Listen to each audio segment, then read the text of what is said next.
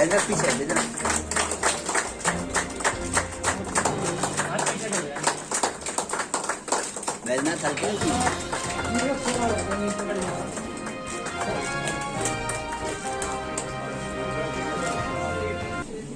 परियोजना है और कब तक फ्लाइट शुरू हो जाएंगी?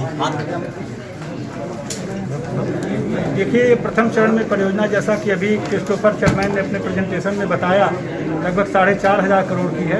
जब ये परियोजना पूरी होगी तो 30,000 करोड़ की 4 फेजेज में होगी और 2023-24 में यहाँ से अंतर्राष्ट्रीय उड़ान शुरू होगी। 2023 में सर कितने एकड़ में और कितने चरणों में बनना है सर? 13 से 34 हेक्टेयर में अभी जो कंसेशन एग्रीमेंट हुआ है वो 13 से 34 हेक्टेयर का हुआ है।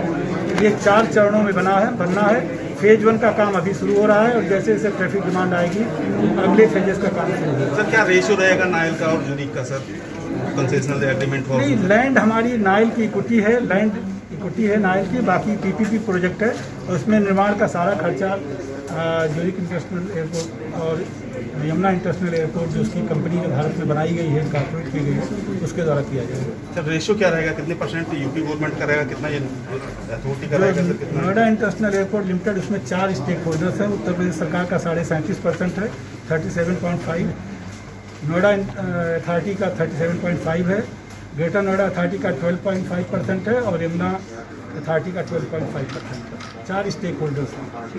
इसके साथ मैं ये भी जोड़ना चाहूँगा, देखिए उत्तर प्रदेश में अब तक जितने भी एयरपोर्ट चल रहे थे वो एयरपोर्ट अथॉरिटी ऑफ इंडिया जो भारत सरकार की संस्था है उसके द्वारा संचालित हैं। वही ऑपरेट कर रहे थे, मेंटेन कर रहे थे, अपग्रेड का काम भी वही करते थे। उत्तर प्रदेश सरकार उनको निःशुल्क ₹1 में ज़मीन उपलब्ध कराती थी, उसके बाद वो ऑपरेट करते थे। ये पहला ऐसा प्रोजेक्ट है जिसमें हम ज़मीन उपलब्ध करा रहे हैं, उसके बदले में हमें ह्यूज रेवेन्यू मिल रहा है। ₹497 पर पैसेंजर जो रेवेन्यू मिलेगा, उसके अलावा लीज रेंट मिलेगा। तो ये एक तरीके से बहुत ही यूनिक प्रोजेक्ट है और पूरे दुनिया के सामने और हिंदुस्तान के सभी प्रदेशों की सरकारों के लिए ये अपने आप में एक अनुपम उदाहरण है कि किस प्रकार से प्रदेश सरकार ने एक रेवेन्यू जनरेशन का सोर्स निकाला, वो भी इतने बड़े लेवल पर, और वो भी विश्व की एक प्रतिष्ठित कंपनी के साथ में, ज्यूरिख इंटरनेशनल के साथ। किसी और का सवाल? माननीय मुख्यमंत्री जी के निर्देशों प्रेरणा से बनने वाले इस एयरपोर्ट में बहुत सी चीज़ पहली बार हो रही है। जैसे पहली बार जो लैंड एक्विजिशन एक्ट के तहत इतना बड़ा लैंड एक्विजिशन यहाँ पर हुआ है। पहली बार लैंड एक्विजिशन एक्ट के तहत हम रिहेबिलिटेशन रिसेटलमेंट इस स्तर पर करने को जा रहे हैं। पहली बार ये 100% FDI पर सिविल एविएशन सेक्टर में ये कंपनी आई है। तो बहुत सी चीज़ें यहाँ पहली बार हो रही हैं इस अंतर्राष्ट्रीय एयरपोर्ट के निर्माण के साथ। और जो कनेक्टिविटी होने जा रही है, जो बाहर की कंपनी है, ये यहाँ पर विश्व स्तर का बहुत ही श्रेष्ठ एयरपोर्ट निर्माण करेगी। बता ही दिया है, एक बहुत ही मेजर पीपीपी प्रोजेक्ट है, बहुत प्रतिष्ठित प्रोजेक्ट है राज्य सरकार के लिए और विश्व की एक सबसे प्रतिष्ठित कंपनी ने इसे निर्माण का फैसला लिया है। जो भी सुविधाएं आपको यहाँ इस एयरपोर्ट पर मिलेंगी विश्व स्तरीय होंगी। मैं समझता हूँ कि ऐसी सुविधाएं होंगी जो बाकी किसी भी देश में फिलहाल अभी उपलब्ध नहीं है।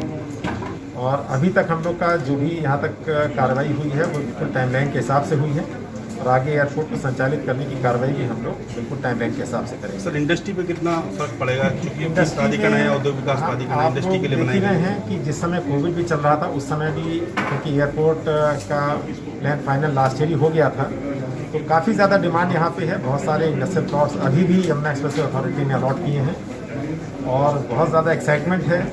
आपने अभी देखा है कि माननीय मुख्यमंत्री जी ने हाल ही में फिल्म सिटी को भी अनाउंस किया है, वो भी इस एयरपोर्ट से मुश्किल से 6 या 10 किलोमीटर के नॉर्थ में है।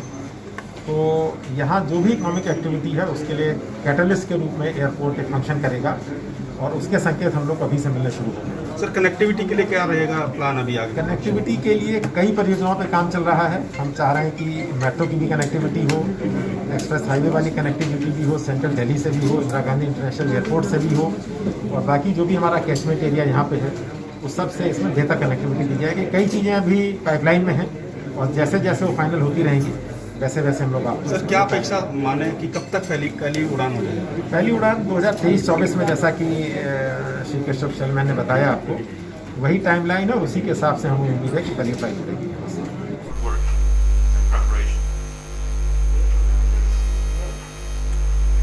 नोएडा क्षेत्र में और इस क्षेत्र में अंतर्राष्ट्रीय एयरपोर्ट की परिकल्पना बहुत वर्षों से थी और आज उसका साक्षात और मूर्त रूप आज होना संभव हो पा रहा है। Today also marks the beginning we shift gears and move into a new phase of the project, we begin to plan, to design, and to build the new international airport. आज हम परियोजना के अगले चरण में बिल्डअप और design के लिए मूव कर रहे हैं, आगे बढ़ रहे हैं, जिससे परियोजना साकार रूप ले सके। Today, we begin a program of substantial investment in aviation infrastructure and in job creation in Uttar Pradesh. Uttar Pradesh में रोजगार के अवसर बढ़ाने और इकोनॉमिक अपलिफ्टमेंट के लिए हम आगे बढ़ रहे हैं।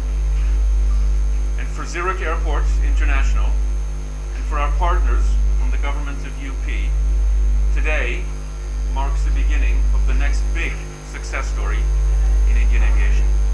भारतीय एविएशन के इतिहास में सफल एक सक्सेसफुल जो स्टोरी है वो आज प्रारंभ हो रही है इस परियोजना के प्रारंभ होने के साथ। Honorable Special Secretary, honorable dignitaries of the government of UP, ladies and gentlemen, we're very proud that you've selected Zurich Airport as your partner to develop the new international airport in Noida.